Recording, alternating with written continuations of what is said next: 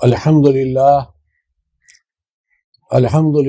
وکفا والصلاة والسلام علی عبادہ الذین اصطفیٰ خصوصاً علی افضلہم وخاتم النبیین محمد الامین وعلی آلہ واصحابہ اجمعین اما بعد قال تبارک وتعالی فی سورۃ البقرہ اعوذ باللہ من الشیطان الرجیم بسم اللہ الرحمن الرحیم یا ایہا الذین آمنوا کتب علیکم الصیام کما کتب علی الذین من قبلکم لعلکم تتقون وقال عز وجل فی نفس السورہ شہر رمضان الذی انزل فیہ القرآن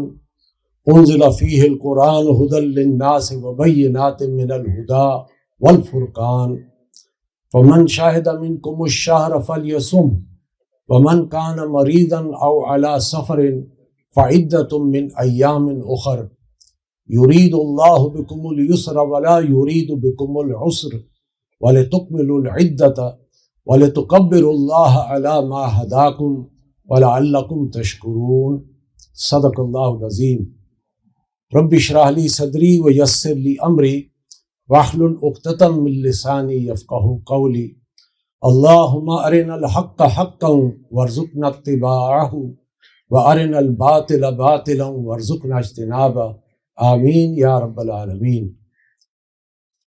محترم قابل احترام ڈاکٹر افضل بودلہ صاحب، معزز اساتذہ کرام و مہمانان گرامی اور عزیز طلبہ اور طالبات، جیسا کہ ابھی آپ کے سامنے تعارف بھی پیش ہو گیا اور آج کا موضوع بھی آپ کے سامنے آ گیا، استقبال رمضان۔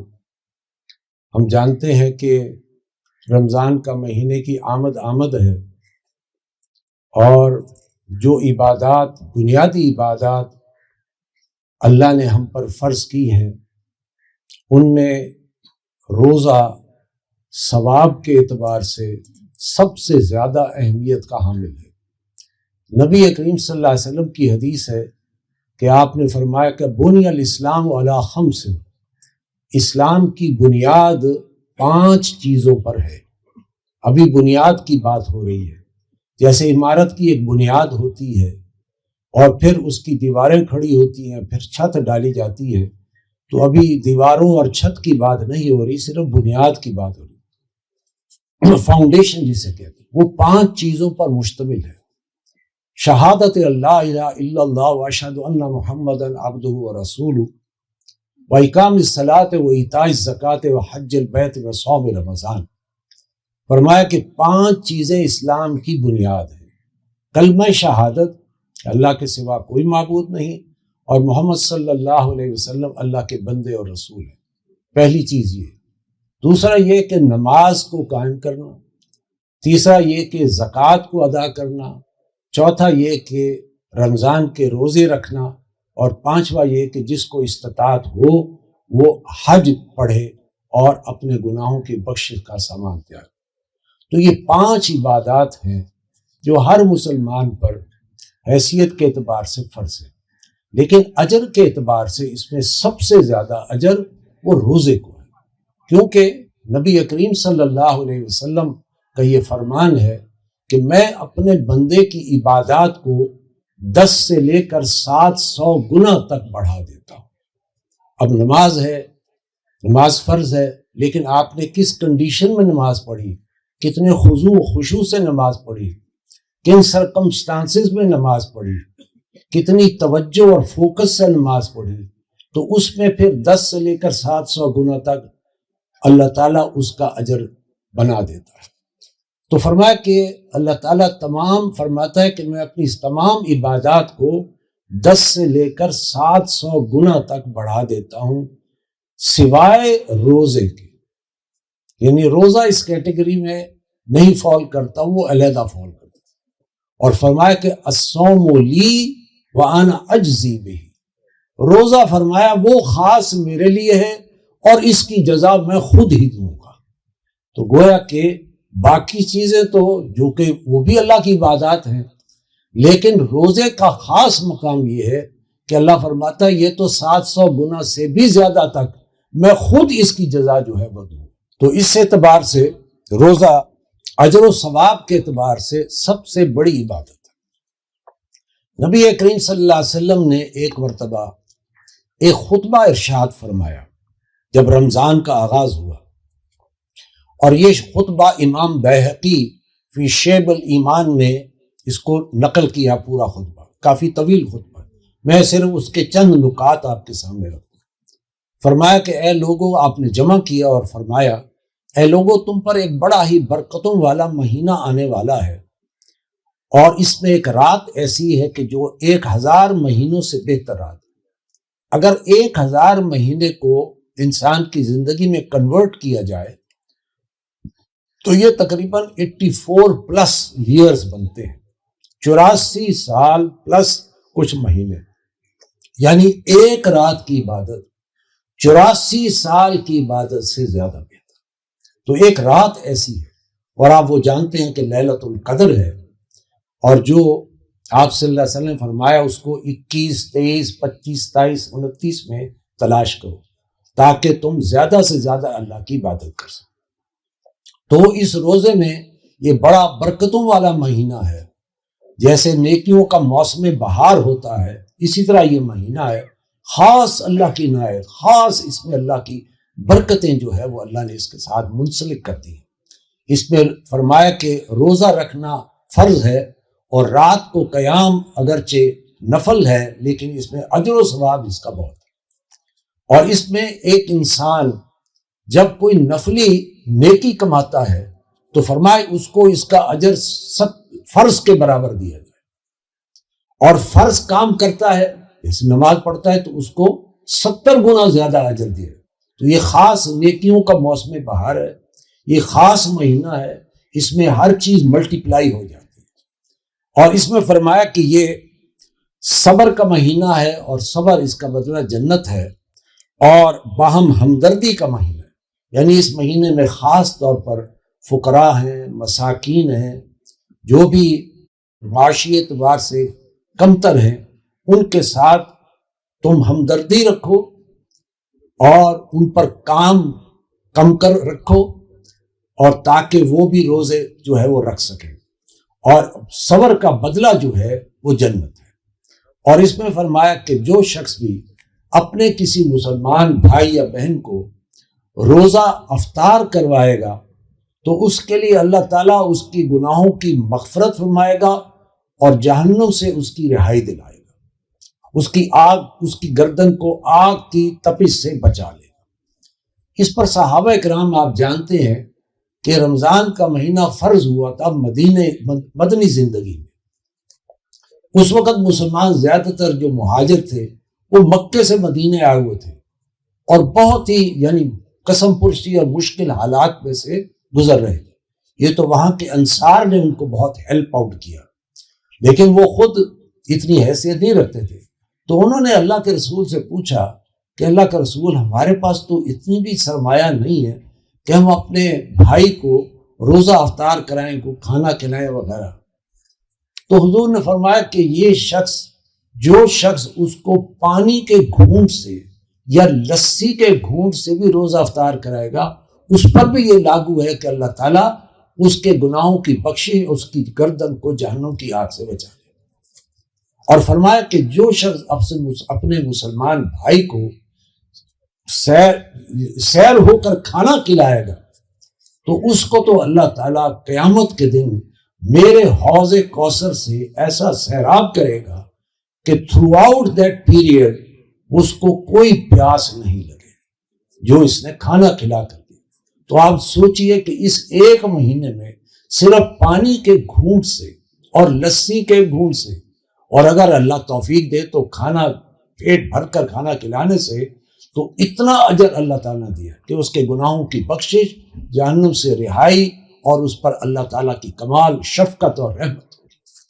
تو اس مہینے میں گویا کہ یہ خاص مہینہ ہے جس کے 3 حصے ہیں. اس کا پہلا حصہ رحمت ہے، 30 دنوں میں پہلا جو 10 دن ہے وہ اس میں اللہ کی رحمت ٹپکتی ہے، اور دوسرے 10 دنوں میں اللہ کی مغفرت، گناہوں کی بخشش ہوتی ہے، اور آخری عشرے میں اس میں جہنم کی آگ سے رہائی ملتی ہے۔ اچھا، اس کی اہمیت یہ ہے کہ جب یہ مہینہ فرض ہوتا ہے اور آتا ہے تو اس وقت اللہ تعالیٰ تمام سرکش شیاطین کو پابند سلاسل کر دیتے ہیں، یعنی ان کو چینز کے ساتھ باندھ دیتے ہیں، اور جہنم کے سارے دروازے بند ہو جاتے ہیں اور جنت کے تمام دروازے کھول دیے جائیں تاکہ رحمتیں اور برکتیں جو ہیں دنیا میں اس کا نزول ہو، اور جو سرکش ترین شیطان ہے ان کو زنجیروں میں جکڑ دیا جاتا ہے۔ اور اس وقت ایک فرشتہ جو ہے وہ ایک منادی کرتا ہے اور وہ کہتا ہے کہ یا باغی الخیر اقبل، اے خیر کے طالب، اے خیر نیکی بھلائی کے چاہنے والے، اقبل آگے بڑھ اور نیکیاں کما، کیونکہ یہ نیکیوں کا موسم بہار ہے اور اللہ کی خاص رحمت ہے اس میں، لہذا آگے بڑھ۔ اور وہ کہے گا اور کہتا بھی ہے وَيَا بَاغِ الشَّرِّ اقصر، کہ اے شر کے طالب، اے گناہ اور نافرمانی کے طلب کرنے والے، رک جا، اپنے آپ کو روک لے، اس لیے کہ یہ خاص ایک مہینہ ہے۔ تو بہرحال یہ اس کی اہمیت ہے۔ اور ایک اور حدیث میں بھی رمضان مبارک کی اہمیت کو حضور نے واضح فرمایا کہ آپ ایک مرتبہ مسجد میں تشریف لائے اور ممبر پر بیٹھ کر خطبہ دینے لگے، تو اس کی پہلی سیڑھی پر جب قدم رکھا تو فرمائے آمین، پھر دوسری سیڑھی پر قدم رکھا تو فرمائے آمین، پھر تیسری سیڑھی پر قدم رکھا تو فرمائے آمین، اور 3 مرتبہ آمین کہہ کر آپ صلی اللہ علیہ وسلم تشریف فرما ہوئے۔ صحابہ نے محسوس کیا کہ آج کوئی غیر معمولی بات ہے، ورنہ پہلے کبھی آپ نے کسی سیڑھی پر کوئی آمین نہیں کی۔ تو پوچھ لیا کہ اللہ کے رسول، آج آپ نے غیر معمولی طور پر ہر سیڑھی پر قدم رکھتے ہوئے آمین کہی ہے، اس کی کوئی خاص وجہ ہے؟ فرمایا ہاں، جب میں نے پہلی سیڑھی پر قدم رکھا تو جبرائیل علیہ السلام نے آ کر مجھے بتایا وہ شخص کہ جس کو زندگی میں رمضان جیسا مبارک مہینہ ملے اور اس میں وہ اپنی بخشش نہ کروا سکے تو ذلیل و خوار ہو۔ تو میں نے کہا آمین، کہ اتنی مغفرت، اتنی رحمت، اتنی اللہ تعالیٰ کی جو ہے شان جو ہے اس مہینے میں ظاہر ہو رہی ہے، پھر بھی اپنے گناہوں کی بخشش نہ کروا سکے تو اس کے لیے تو حیف ہے۔ اسی طرح جب دوسری سیڑھی پر قدم رکھا تو فرمایا کہ جبرائیل علیہ السلام نے فرمایا کہ جس شخص کے سامنے میرا نام محمد آ جائے صلی اللہ علیہ وسلم اور مجھ پر درود نہ بھیجے تو وہ بھی ذلیل و خوار، یعنی کم سے کم درود یہی ہے کہ صلی اللہ علیہ وسلم، باقی لمبے درود بھی ہیں۔ تو یہ حضور نے نبی کریم صلی اللہ علیہ وسلم جو اللہ کے میسنجر ہے اور آخر النبیین ہے، آخر المرسلین ہے، ان کی شان کے طور پر کہ ان کا نام آئے تو ان پر درود بھیجو، دعا بھیجو۔ تیسری فرمائی کہ جب تیسری سیڑھی پر قدم رکھا تو فرمایا کہ وہ شخص کہ جس کو اس کی زندگی میں بوڑھے والدین ملیں، دونوں یا ان میں سے کوئی ایک، اور پھر بھی وہ ان کی خدمت کر کے اپنے گناہوں کی بخشش کا سامان نہ کر سکے تو ذلیل و خوار۔ تو والدین کی اہمیت، ان کا ادب، ان کا احترام، ان کی خدمت، اور یہ بھی جان لیجیے کہ اساتذہ کا مقام بھی والدین کی طرح ہے، لہٰذا ان کا بھی ادب، احترام، ان کا مذاق نہ اڑے۔ کیا کوئی شخص چاہے گا کہ اپنے والد کا مذاق اڑائے؟ نہیں۔ اس لیے ہمارے دین کی یہ بنیادی تعلیمات ہے کہ والدین کی خدمت، ادب، احترام، ان کے لیے دعائیں، اور اسی طرح مقام اساتذہ کا بھی ہے۔ تو اگر زندگی میں اگر وہ والدین کی خدمت کر کے جنت نہ پائے تو اس کے لیے حیف ہے۔ تو اس لیے یہ تینوں چیزیں بیان فرمائی اس میں جو ہمارے جو موضوع ہے، اور وہ آپ جانتے ہیں کہ رمضان استقبال رمضان ہے، تو رمضان کا مہینہ بھی خاص مہینہ کہ اس میں اللہ نے بخشش کا بے پناہ سامان جو ہے مہیا کر رکھا ہے۔ روزے کا حاصل کیا ہے؟ بظاہر طور پر تو لگتا ہے ہمارا نقصان ہو رہا ہے، کھانے پینے سے روک دیا، شہوات اور خواہشات سے روک دیا، تو بظاہر جسمانی اعتبار سے تو یہ نقصان ہو رہا ہے، لیکن اس کا بہت بڑا روحانی فائدہ ہے۔ اور وہ کیا ہے؟ وہ اللہ تعالیٰ نے سورہ بقرہ کی اس آیت میں فرمایا کہ یا ایھا الذین آمنوا کتب علیکم الصیام، اے ایمان تم پر روزے فرض کر دیے گئے ہیں کما کتب علی الذین من قبلکم، ایسے فرض کیے گئے ہیں جیسے تم سے پہلی امتوں پر فرض کیے گئے. کس لیے؟ لعلکم تتقون، تاکہ تمہارے اندر تقوی پیدا ہو. تو روزے کا حاصل کیا ہے؟ تقوی. اور تقوی کیا ہے؟ تقوی کہتے ہیں یہ احساس کہ اللہ مجھے دیکھ رہا ہے، یہ احساس کہ آخرت میں میری اللہ جواب دہی فرمائے گا. لہذا جتنا احساس اجاگر ہوگا اتنا ہی وہ اپنے آپ کو برائی سے، گناہوں سے بچائے.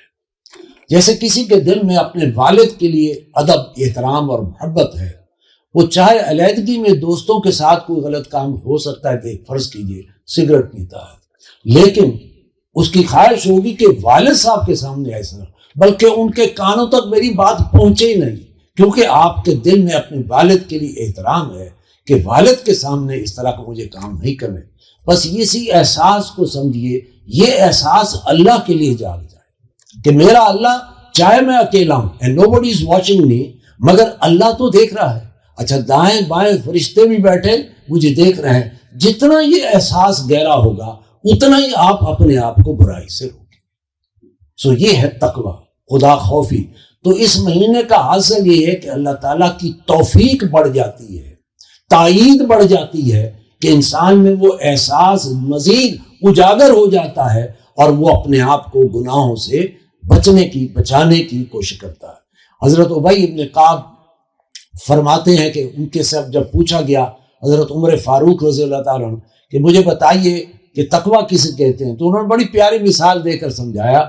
مسلمانوں کے سربراہ خلیفۃ المسلمین جیسے کوئی اگر جنگل سے گزرنا ہو جس میں خاردار جھاڑیاں بھی ہوں، کانٹے بھی ہوں، گھاس بھی اونچی ہو، ڈر ہو کہ کہیں کوئی سانپ بچھو نہ ہو، تو اسے کہا جائے کہ اس میں سے گزرنا ہے، تو جس طرح وہ اپنے کپڑے سمیٹ کر اور پھونک پھونک کر قدم رکھ کر اس جو ہے میں سے گزرے گا جنگل میں سے، تو یہ عمل تقوی کا ہے. یہی معاملہ ہے کہ زندگی میں کہیں بھی برائی، گناہ، بد اخلاقی، بری صحبت، اس سے انسان اپنے آپ کو بچاتا ہوا نکل جائے، یہ عمل تقوی.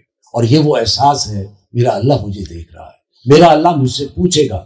لہٰذا یہ حاصل ہے تقوی کا، اور اسی کا فائدہ پھر پوری زندگی میں ہوتا ہے کہ انسان میں یہ احساس اجاگر ہو جاتا ہے اور اپنے آپ کو بری صحبت سے بچاتا ہے.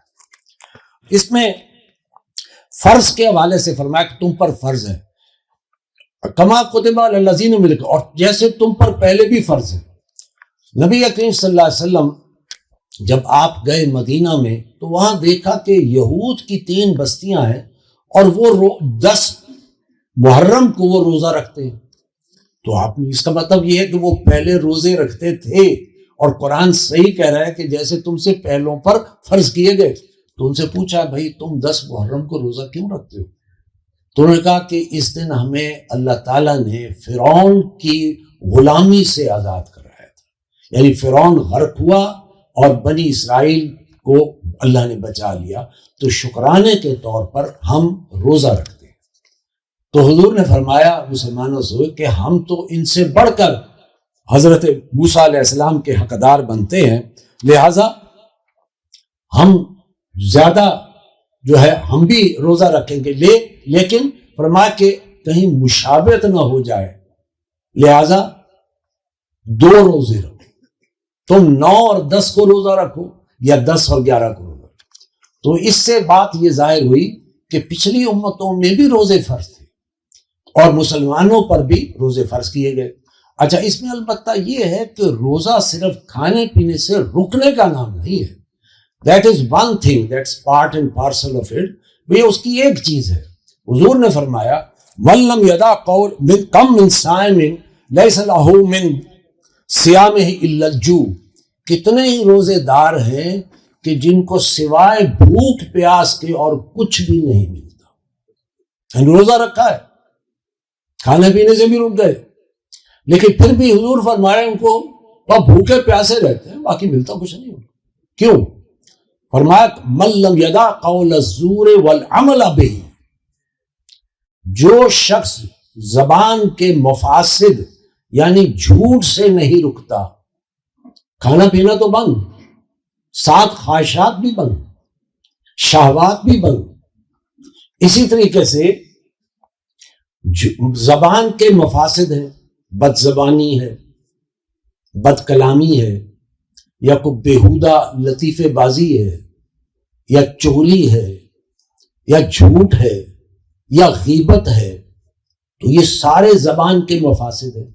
والعمل بہ، اور اسی طرح باطل اور جھوٹ پر مبنی عمل سے نہیں رکتا۔ اور خاص طور پر آج کے زمانے میں یہ جو وقت گزاری کے مشغلے ہیں، انٹرٹینمنٹ ہے، جس کو ہم انٹرٹینمنٹ کے نام سے کہتے ہیں، کہ جی روزہ ویسے تو گزرتا نہیں، تو چلو آؤ یار تاش کی بازی لگا لو، اور کیا کریں، چلو یار کوئی آج فلم ہی دیکھ لیں، کوئی 2-3 گھنٹے تو گزر جائیں گے، کوئی ڈرامہ ہی دیکھ لیں، چلو 2-3 گھنٹے گزر جائیں گے۔ تو اسی طریقے سے وہ اپنے وقت کو، ٹائم کو کل کرتا ہے انٹرٹینمنٹ کے نام پر۔ وقت گزاری کے جو مشغلے ہیں کہ موبائل دیکھ رہے ہیں، اور جو ہے واٹس ایپ ہے، اور اس میں بھی بیہودہ چیزیں دیکھنا۔ تو فرمایا جو شخص عمل سے بھی نہیں رکتا، فلیس للہ حاجۃ ان یدع طعامہ وشرابہ، تو اللہ تعالیٰ کو اس کے کھانے پینے کے رکنے کی کوئی حاجت نہیں ہے۔ مطلب یہ کہ اس کو پھر کچھ نہیں ملتا، کیونکہ روزہ صرف کھانے پینے سے رکنے کا نام نہیں ہے، بلکہ آنکھوں پر بھی پہرا ہو۔ آنکھ ایسا کوئی منظر نہ دیکھے کہ جس سے اللہ کی ناراضگی ہو۔ اسی طرح کان کوئی ایسی چیز نہ سنے، ایک ہے تلاوت کا شوق، تلاوت کو سنا الحمدللہ، لیکن اس کے لیے جو باقی چیزیں ہیں، کوئی میوزک ہے، کوئی گانا ہے، تو وہ اس پر بھی پابندی ہے، خواہشات پر بھی پابندی ہے۔ اسی طرح زبان کا چٹخارا اور لذات اور مرغوب چیزیں کھانا، اس پر بھی پابندی ہے۔ تو اصل میں روزہ ان چیزوں کا نام ہے، صرف کھانے پینے سے رکنے کا نام نہیں۔ کھانے پینے سے رکنا بھی اس کا پارٹ اینڈ پارسل ہے، لیکن اصل ہے زبان کے مفاسد اور وقت گزاری کے جو مشغلے ہیں، کہ وہ ویڈیو ایپس ہے، اور اس میں گیمز ہے، اور ٹویٹر ہے، اور یہ ہے اور وہ ہے، اور یہ وقت گزاری ہے۔ اس وقت، یہ تو بڑا قیمتی وقت ہے، یہ تو اپنی آخرت بنانے کا وقت ہے، یہ اللہ کی بخشش کا وقت ہے، یہ ذکر اذکار کا وقت ہے، یہ قرآن کی تلاوت کا وقت ہے۔ تو اس میں زیادہ سے زیادہ انسان یہ کرے، یہ ہے اصل روزہ، جس کا پھر اللہ تعالیٰ جو ہے انسان کو اجر دیتے ہیں۔ تو لعلکم تتقون، تاکہ تمہارے اندر تقوی پیدا ہو، احساس پیدا ہو۔ اب میں آپ کے سامنے تھوڑا سا بریفلی روزے کا جو اصل حکمت اور اس کا جو فلسفہ ہے، فلسفی آف فاسٹنگ، وہ کیا ہے، میں چاہتا ہوں کہ اس کو ذرا آپ تھوڑا سا توجہ سے سنیں کہ کیوں اللہ نے یہ روزے رکھے۔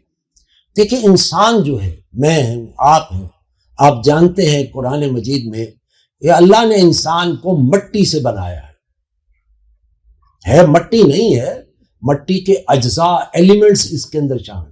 جیسے اللہ تعالیٰ نے جنات کو آگ سے بنایا، لیکن they are not fire، ان کو بھی تکلیف ہوتی ہے، تو لیکن ہمیں نظر نہیں آتے۔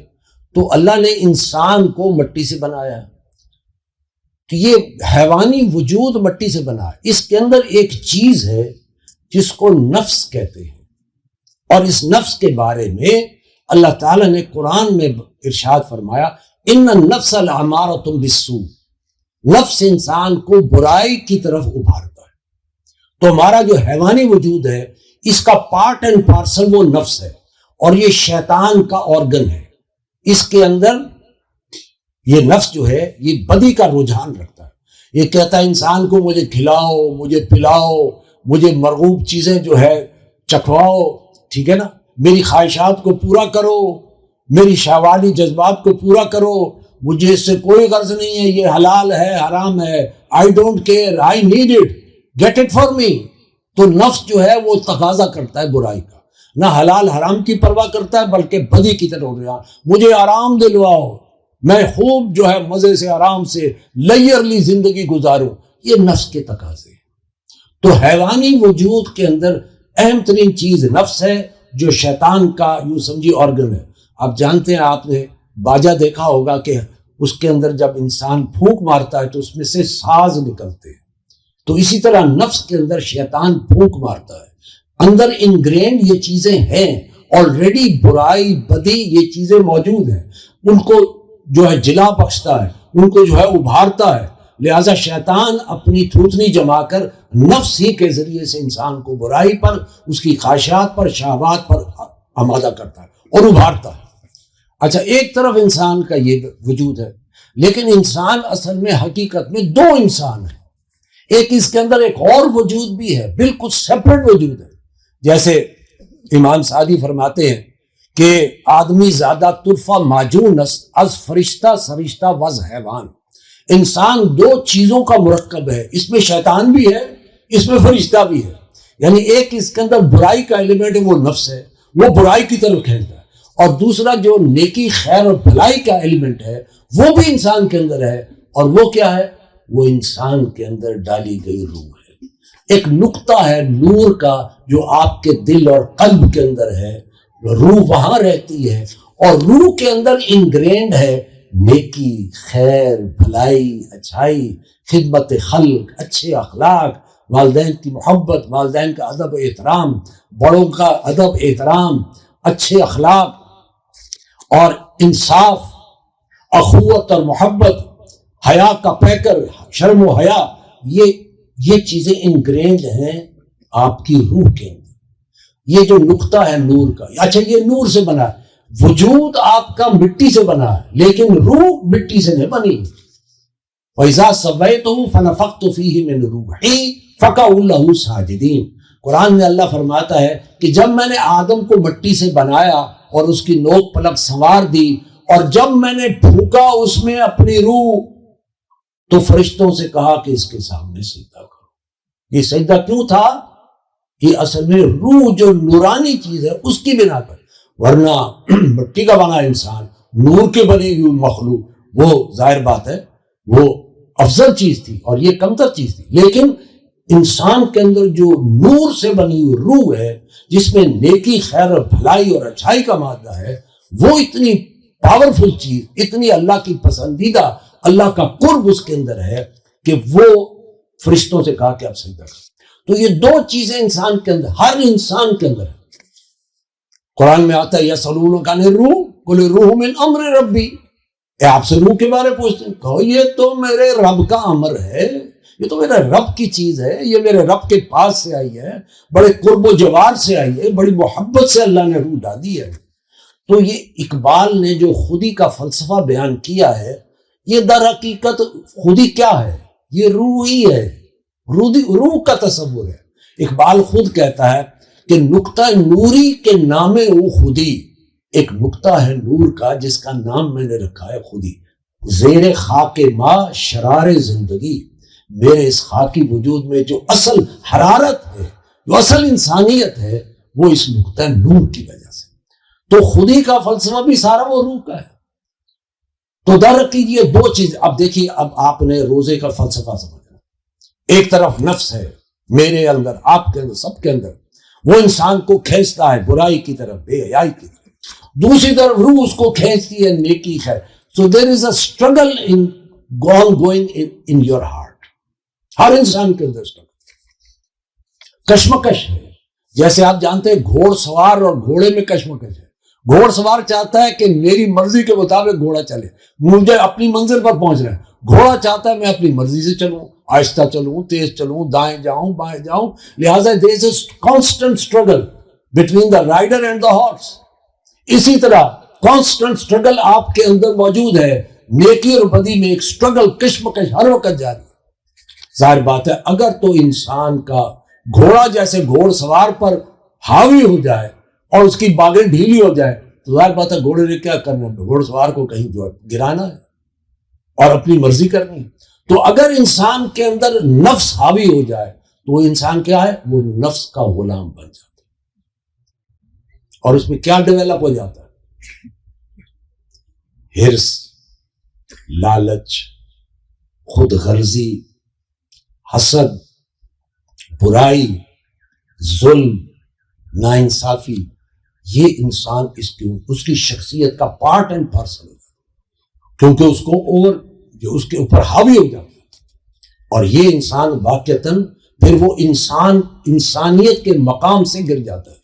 قرآن میں آتا ہے اولئک کالانعام بل ھم اضل، یہ حیوانوں کی طرح ہیں بلکہ ان سے بھی گائے گزرے۔ انسان بنایا تھا اللہ نے، یہ انسانیت کے مقام سے گر کر حیوانوں سے بھی نیچے چلا گیا. لیکن اگر انسان کے اوپر روحانیت غالب آ جائے، ٹھیک ہے حیوانی وجود ہے، اس کے تقاضے ہیں، کھانا پینا ہے، لیکن اوور اینڈ ابو وہ روحانیت غالب آ گئی تو اس میں کیا ہوگا؟ با اخلاق، با کردار، با حیا، با عمل، نیکی کا پیکر، شرم و حیا کا پیکر، دوستوں کے ساتھ مسلمانوں کے ساتھ اخوت اور محبت، عدل و انصاف کی بات، ظلم کو ڈیناؤنس کرے گا، عدل و انصاف کو کہے گا، حق کی بات کرے گا. لہذا یہ ہے وہ انسان جس پر اللہ نے اصلاً انسان کو بنایا. لقد خلقنا الانسان فی احسن تقویم، ہم نے انسان کو بڑی اعلیٰ ساخت پر پیدا کیا. مسجود ملائک بنایا تو ایسے انسان کو جس کی روحانیت اس کی حیوانیت پر غالب آ جائے. تو یہ اب میں نے آپ کے سامنے رکھ دیا. اب دیکھیے روزہ کیا کرتا ہے.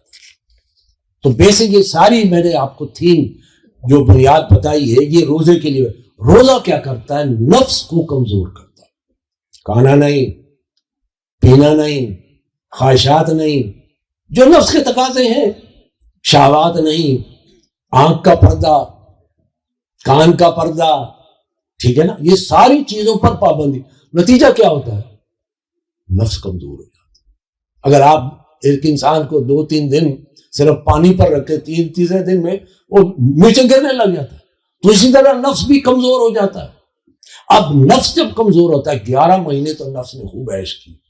روزہ نہیں تھا، چل بھائی گول گپے کھائیں، چل بھائی دہی بلے کھائیں، چل بھائی آج تو پتہ ہے وہ فلانی جگہ ایک نئی دکان کے لیے کیوزین بنی ہے اور اس میں پیسٹری ہے، یار کیا بات ہے، کمال ہے.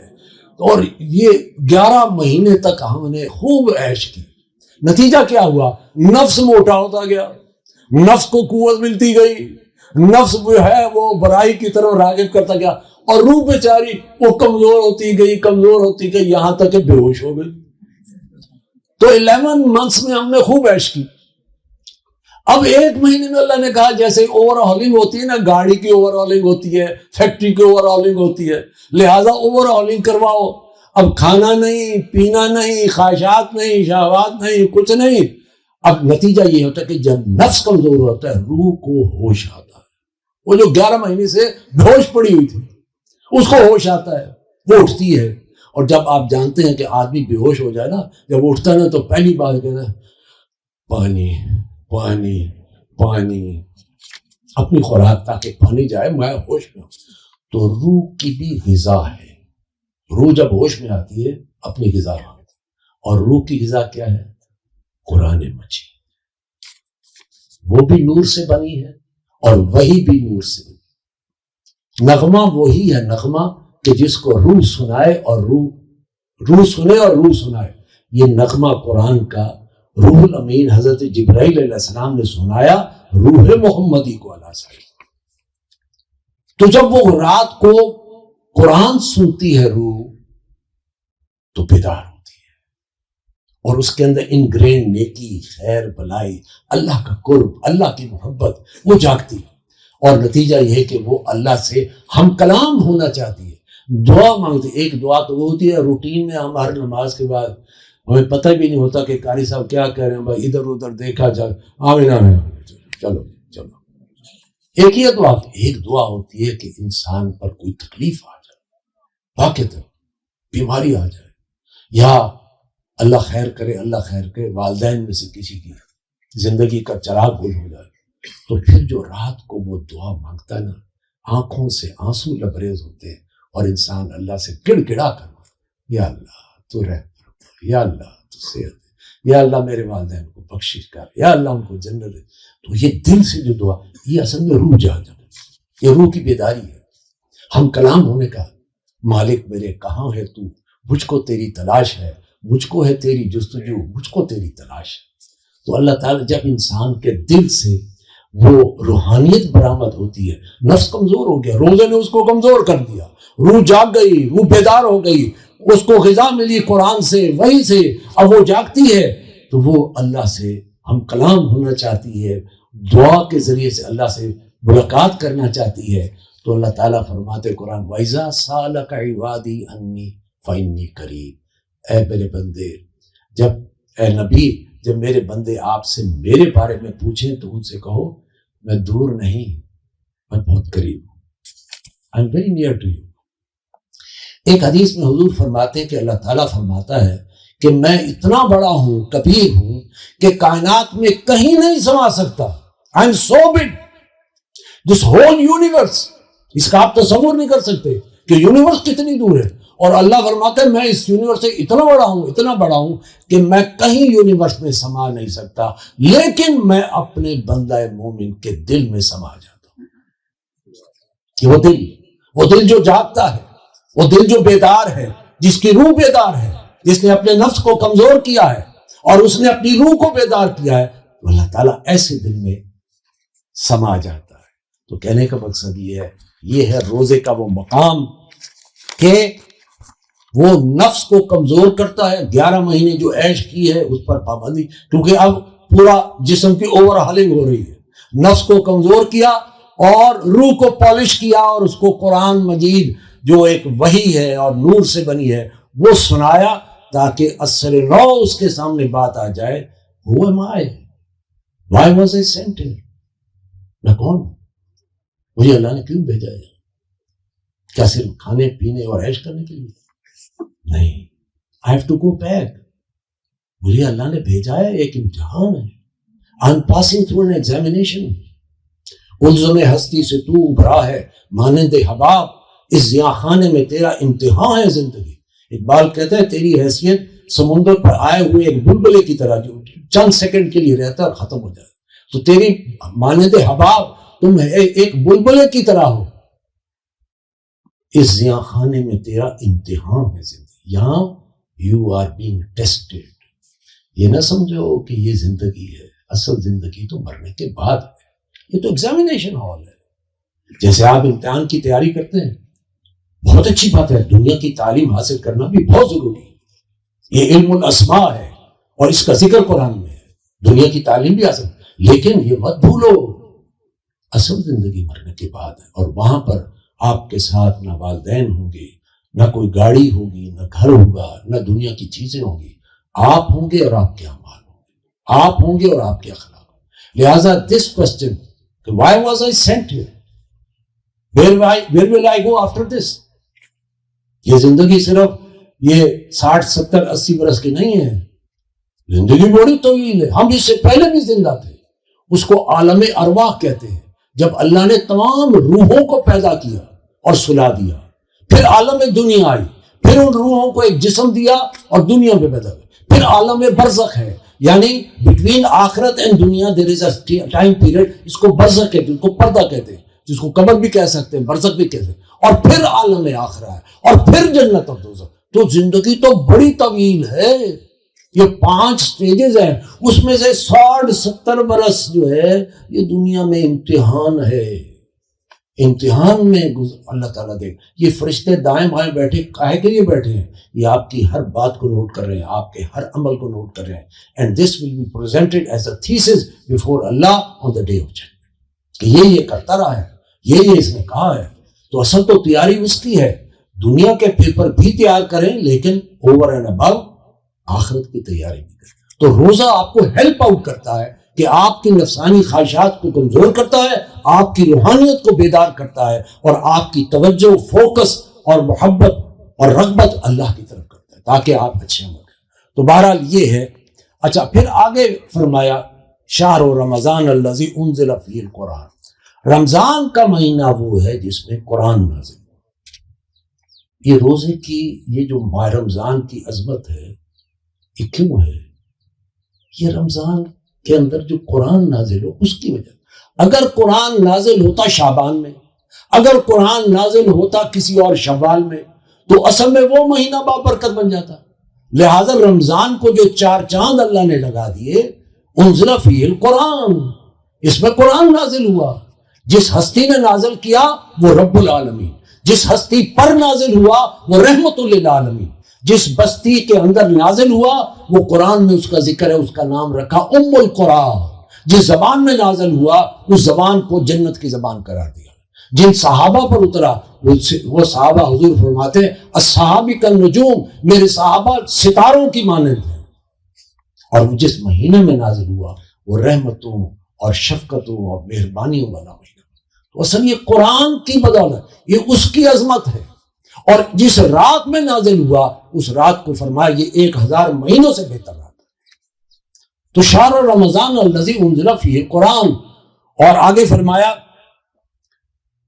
ھدی للناس وبینات من الہدی والفرقان، یہ لوگوں کے لیے ہدایت ہے، اس میں ہدایت کی بڑی نشانیاں ہیں اور حق و باطل میں تمیز کرنے والی کتاب ہے. آج بدقسمتی سے ہم نے قرآن کو کتاب ثواب بنا لیا. اگرچہ ثواب ہے، اگرچہ ثواب ملتا ہے، اس کی انکار. جب حضور نے فرما دیا کہ جب تم الف لام میم پڑھتے ہو تو الف کے 10 درجے ثواب، لام کا علیحدہ 10 درجے، میم کے علیحدہ، تو ثواب تو ملتا ہے. لیکن اصلاً قرآن ثواب کے لیے نہیں اترا. قرآن کتاب ہدایت ہے. It's a book of guidance. یہ آپ کو گائیڈ کرتی ہے ہر معاملے میں. تمہارا عقیدہ کیا ہو، تمہاری عبادات کیسے ہوں، نماز کیسے پڑھو، زکوٰۃ کتنی دو، کس پر ہے کس پر نہیں ہے، حج کیسے کرو، روزہ کیسے رکھو، ٹھیک ہے نا. اور تمہاری رسم و رواج کیسے، خوشی کے موقع پر رسم ہے، غمی کے موقع پر رسم ہے، تمہارے اخلاق ہیں، تمہاری سیاست کیسی ہو، تمہاری معیشت کیسی ہو، حلال کیا ہے حرام کیا ہے، معاشرت کیسی ہو، عورت لباس کیسے پہنے، عورت گھر میں کیسے رہے، عورت باہر ہے تو کیسے ہو، مرد کی نگاہوں کے اوپر بات کی گئی ہے، مرد کی ساری ایکٹیویٹیز پر بات کی گئی ہے، سیاسی نظام پر بات کی گئی ہے، معاشی نظام پر بات کی گئی ہے، امن کے اوپر بات کی گئی ہے، جنگ کے اوپر کب بات کی گئی. تو زندگی all walks of life, all walks of life. یہ تو اصل میں اللہ تعالیٰ نے ایک پیکج دیا ہے.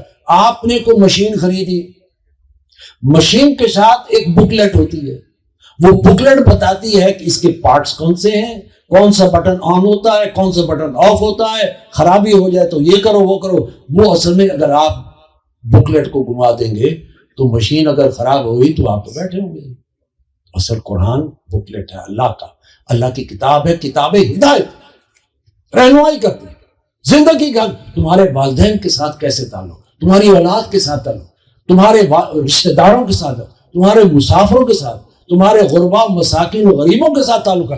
It's a package, it's a full package. کتاب ہدایت ہے اور بینات من الہدی، اس میں ہدایت کی واضح نشانیاں ہیں. والفرقان، حق اور باطل میں تمیز پیدا کرتی ہے. جو کمزور آدمی ہوتا نا، جیسے حضور کے زمانے میں جو کمزور تھے انہیں منافقین کہا گیا، وہ دونوں طرف بنا کر رکھتے تھے، مسلمانوں کے ساتھ بھی بنا کر رکھتے تھے اور ادھر مشرکین اور یہود کے ساتھ بھی بنا کر، تاکہ اگر ان کا پلڑا بھاری ہوگا ہم کہیں گے ہم تو تمہارے ساتھ ہیں، ان کا پلڑا بھاری ہوگا تو ہم کہیں گے ہم تو تمہارے ساتھ ہیں.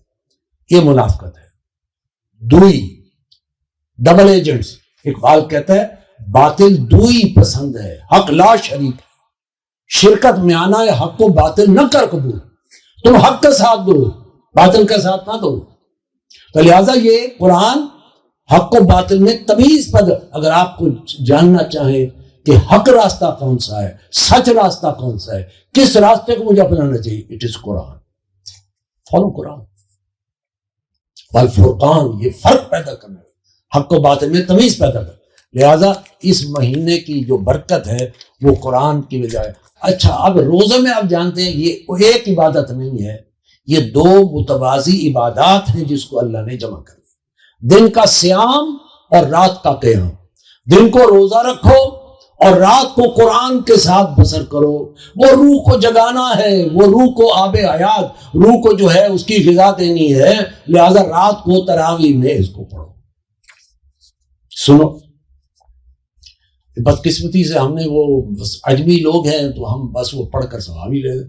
اصل تو یہ کہ اس پر غور و فکر ہونا چاہیے، معلوم ہونا چاہیے اللہ تعالیٰ what does he want from us, what kind of life is he suggesting for us.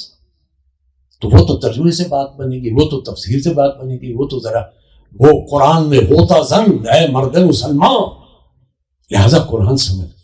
الحمدللہ ثم الحمدللہ بانی محترم ڈاکٹر اسرار احمد، انہوں نے اکیڈمیز کا جال جو بچھایا اس میں ماہ رمضان میں انہوں نے تراویح وتھ ترجمہ اس کو شروع کیا. فرض نہیں ہے جو سننا چاہے، لیکن زندگی میں ایک دفعہ مہینہ بھر جو ہے قرآن میں سے گزر جاؤ تاکہ معلوم ہو قرآن کیا کہتا ہے. لہٰذا الحمدللہ اس سال بھی ہمارے ہاں جو اکیڈمیز ہیں ملتان میں جو کا ذکر ہوا ہے اس میں ہم الحمدللہ ترجمے کے ساتھ پہلے بیٹھ کر جتنا 4 رکعت پڑھنی ہے اس کا مواد پڑھ کر اس کا ترجمہ، تھوڑی سی تشریح، اور پھر کھڑے ہو کر 4 رکعت تراویح. اس طرح 4 یا 8 رکعت پڑھ کر 20 تراویح بھی ہو جاتی ہے، اور ساتھ یہ کہ قرآن بھی ختم ہو جاتا ہے، اور انسان کے دل میں سے گزر جاتی ہے بات. اللہ کا کلام ہے. من قال بہ صدقہ، جس نے قرآن کے حوالے سے بات کی اس نے سچ کہا. ومن عمل بہ اجرا، اور جس نے اس کے مطابق عمل کیا وہ اجر پا گیا. ومن دعا الیہ ہدی الی صراط مستقیم، اور جس نے قرآن کو لوگوں کو قرآن کی طرف بلایا وہ ہدایت پا گیا سیدھے راستے کی. تو یہ ہے رات کو قرآن کے ساتھ، دن کو روزہ، نفس کو کمزور. اور فرمایا ایک حدیث میں من صام رمضان ایمانا و احتسابا غفر له ما تقدم من ذنبه، جو دن کو روزہ رکھے گا ایمان اور احتساب کے ساتھ اس کے پچھلے گناہ بخش دیے گئے. ومن قام رمضان ایمانا و احتسابا غفر له ما تقدم من ذنبه، اور جس نے رات کو قیام کیا قرآن کے ساتھ ایمان اور احتساب کے ساتھ اس کے بھی سابقہ گناہ بخش دیے. تو دن کا صیام، رات کا قیام، تو یہ اصل میں 2 عبادات کو اللہ نے جمع کر دیا. یہ 2 بات، اس لیے ایک حدیث میں فرمایا الصیام والقرآن یشفعان للعبد، کہ روزہ اور قرآن اللہ کی جناب میں سفارش کریں گے. یقول الصیام، جو صیام ہے روزہ کھڑے ہو کر کہے گا اے رب انی منعت الطعام والشہوات بالنہار فشفعنی فی، اے اللہ میں نے اس تیرے بندے کو کھانے پینے سے اور خواہشات سے روکے رکھا، اس کے حق میں میری سفارش قبول فرما. وَيَقُولُ الْقُرْآن، اور قرآن کھڑا ہو کر کہے گا انی منعتہ النوم باللیل فشفعنی فی، اے اللہ میں نے تیرے اس بندے کو رات کو سونے سے روکے رکھا تاکہ یہ مجھے سنتا رہے، تو اس کے حق میں میری سفارش قبول فرما. تو حضور فرماتے ہیں فَيُشَفَّعَانِ، اللہ ان دونوں کی سفارش قبول کرے گا.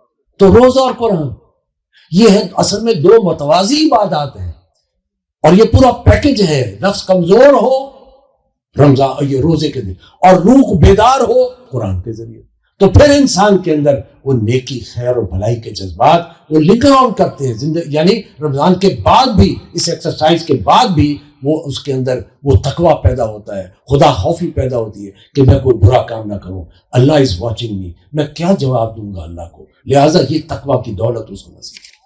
اور آخر میں فرمایا فمن شاہد منکم الشہر فلیصم، جو کوئی تم میں سے اس مہینے کو پائے اسے چاہیے کہ روزہ رکھے. ومن کان مریضا او علی سفر، ہاں البتہ مریض ہے یا سفر کی حالت میں ہے تو فائدۃ من ایام اخر، پھر گنتی پوری کر لے دوسرے دنوں. اب 102 ڈگری کا بخار ہے تو اللہ تعالیٰ کسی کے لیے مشکل نہیں چاہتا. روزہ نہ رکھو، بعد میں جب صحت آ جائے کر لینا. سفر کی حالت میں ہو بعد میں روزہ رکھ لینا. حضور صلی اللہ علیہ وسلم ایک مرتبہ ایک سفر پر جا رہے تھے، اور سفر میں دیکھا کہ دوپہر کے وقت آپ جانتے ہیں عرب کے اندر بڑی زمین بھی جو ہے آگ کی طرح تپ رہی ہوتی ہے اور لو ہوتی ہے بڑی. دیکھا کہ کچھ لوگ ہیں قافلے والے اور وہ بے ہوش ہو کر گر رہے ہیں، اور لوگ ان پر جو ہے پانی کے چھینٹے مار رہے ہیں. کچھ کہا کیا ہوا، خیریت تو ہے؟ کہا کہ اللہ کے رسول ہم روزے سے. کہا روزے سے اور سفر میں؟ اللہ نے جب ایک تمہیں نعمت دی ہے کہ تو سفر میں روزہ نہ رکھو، اینی تھنگ ہے. اچھا آج کہتے ہیں کہ آج تو جناب تو اب تو وہ پرانا زمانہ تھا، اب تو نیا زمانہ ہے، یہ قریب ہی تو جگہ ہے، ہم جائیں گے اور آ جائیں گے. گاڈ فرسے خدا نہ کرے راستے میں کار بریک ڈاؤن ہو جائے اور جون اور جولائی کے مہینے کے روزے ہوں، پتہ لگ جائے گا کہ کیا روزہ کیا ہوتا ہے اور کیا ہوتا ہے. ڈی ہائیڈریشن، بے ہوشی. لہذا یہ نعمت ہے.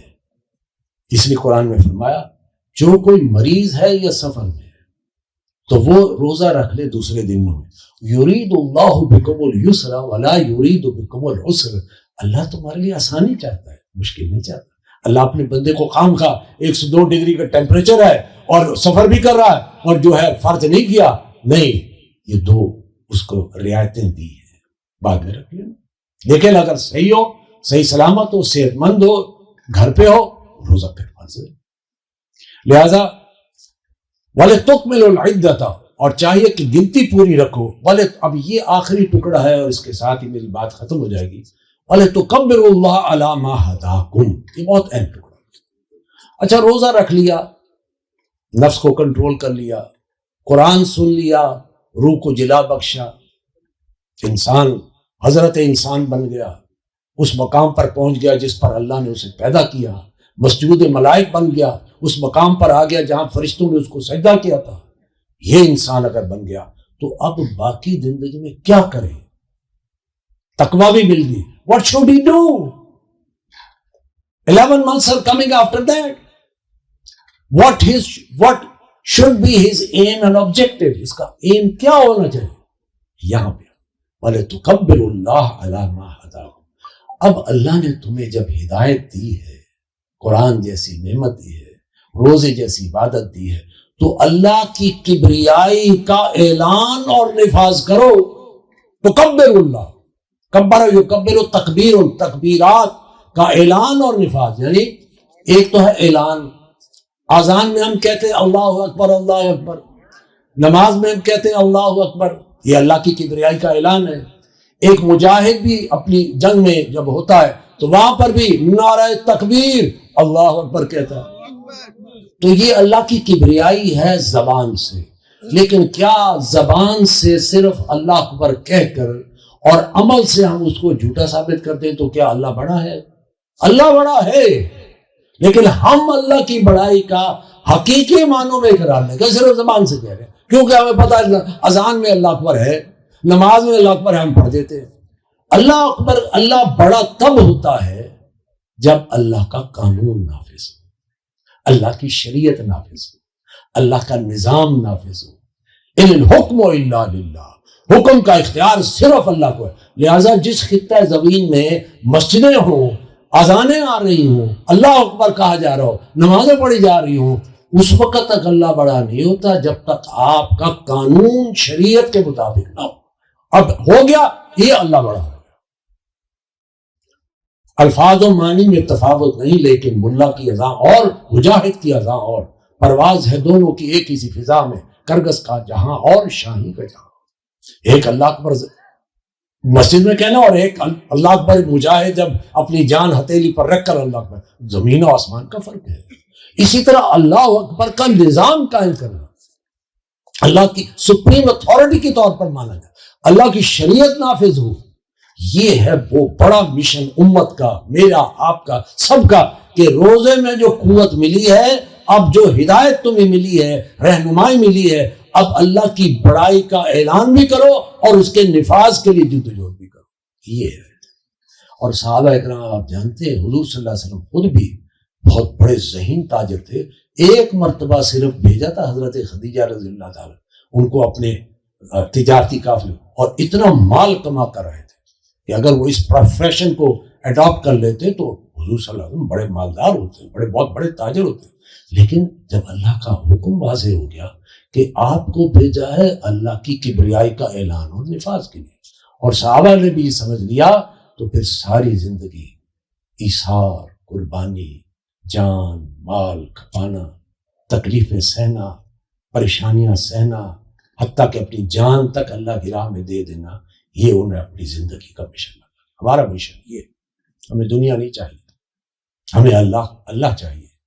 اللہ آخرت میں ہماری نجات کر دے اور دنیا میں اللہ کا نظام قائم ہو جائے. اس مقصد کے یہ تکبیر رب ہے. وَلِتُكَبِّرُ اللَّهَ عَلَى مَا هَدَاكُمْ. تو صحابہ کا یہ جملہ تھا جو قرآن کی بات، اِنَّ صَلَاتِي وَنُسُكِي وَمَحْيَايَ وَمَمَاتِي لِلَّهِ رَبِّ الْعَالَمِينَ. بے شک میری نماز، میری قربانی، میرا جینا مرنا صرف اللہ رب العالمین. یہ ہے آپ کا ایم اینڈ آبجیکٹ. میری نماز، میرا روزہ، میری قربانی، میرا جینا مرنا اللہ کے. ٹھیک ہے، دنیا میں تعلیم بھی پانی ہے، دنیا میں بھی رہنا ہے، اور استعمال کی حد تک دنیا کو بھی گزارنا ہے، مگر الٹیمیٹ ایم یہ ہے کہ روزے کی قوت سے روحانیت جو پیدا ہوئی ہے تو اپنا آبجیکٹو سامنے رکھو کہ اللہ کی کبریائی کا اعلان اور نفاذ، عدل و انصاف کا نظام، ظلم نہ ہو، ناانصافی نہ ہو، امتیازات نہ ہو، برابری ہو، مساوات ہو. یہ نہیں کہ غریب آیا ہے تو بس غریب رہنے کے لیے آیا، اور امیر آئے تو امیر ہونے کے لیے آیا. نہیں، یہ آزمائش ہے، یہ تو ٹیسٹ ہے، ایگزامینیشن ہال ہے. کہ تم کتنا عدل و انصاف کا نظام قائم کرتے ہو۔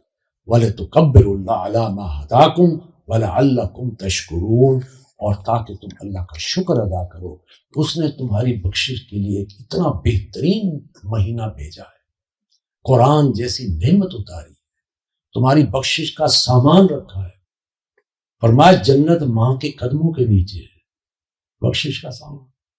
جس نے روزے میں بھی، ماہ رمضان میں بھی اپنی بخشش نہ کروا سکی تو حیف ہے اس پر، جس نے حضور پر درود نہ پڑھا حیف ہے اس پر، جس نے والدین کی خدمت اور ادب احترام نہ کیا حیف ہے اس پر۔ اتنے آسان طریقے سے اللہ تعالیٰ یعنی ایک بندے کو بخشنے کے لیے کتنی مہربانی فرما رہا ہے۔